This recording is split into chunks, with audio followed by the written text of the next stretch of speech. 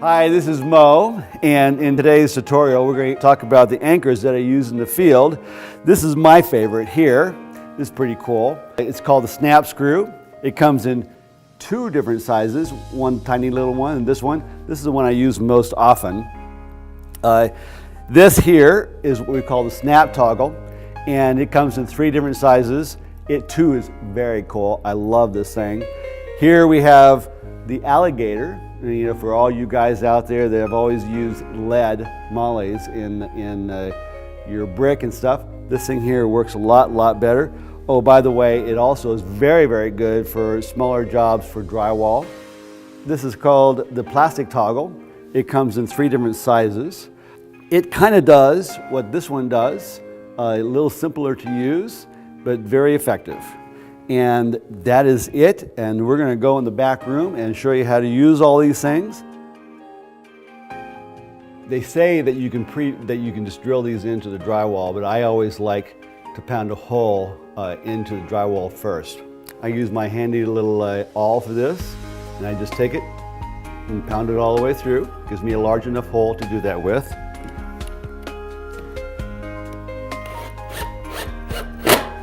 Okay. Now, a lot of people, if they stop right there, that's great, but a lot of people may go all the way through and it breaks. Okay, if it breaks, what you want to do is just go ahead and drive it all the way through. It'll drop to the other side, just like that. Now, I'm going to show this to you again and kind of show you how this thing works. Okay, right there. And as you put your screw in, you're going to watch this, how this works. You're going to hear it snap. Okay, did you hear that snap right there? You can actually hear that on the other side of the wall, so you know it's working. Now this one here also, you can move in and out. Oftentimes when you're working with a lead, if you try to move it out, it'll actually strip out and make your hole really big. Okay, if you have this and you have a big hole in your wall, that is when you start to use your zip toggles. It's one that uses a 3/16 bolt. They got them in 3/16, quarter, and 5/16. It twists both ways like this, and the 3/16 takes a 1/2-inch drill. Now how you put this in is very simple.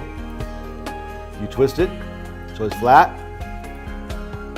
and then you take the end of it, flatten it out, pull it up against the drywall, take that little tab on the other side, and you can hear it just zip up. That's why they call it the zip toggle. Okay, once it's up tight, then you break this, and voila, you're done. I already have something pre-drilled.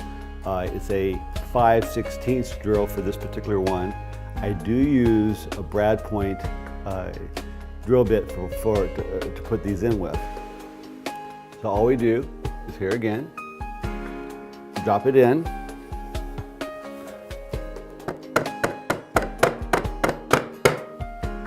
Now I want you to notice as I drive the screw that you'll hear a little pop and you'll see the little flange come out. Now I went down and had a little cutaway done so you can actually see what these things do. Generally when I put those in, okay, it'll go in about that far and then you have to pound it in the rest of the way. Now, that right there, you can't get it out once you pound it in. And it has all this stuff kind of coming in and it just melts right into the brick or whatever you're using. Okay, the way to install this is to take this, bend it in, just like that, and we put it in, and we press it in as far as we can press it in, and then we go ahead and pound it in the rest of the way.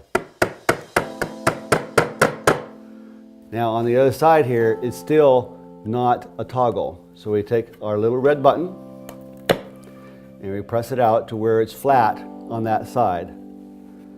Once you have the toggle set back here and flat, then as you drive the screw in, You can see how it grabs right here and it becomes very tight.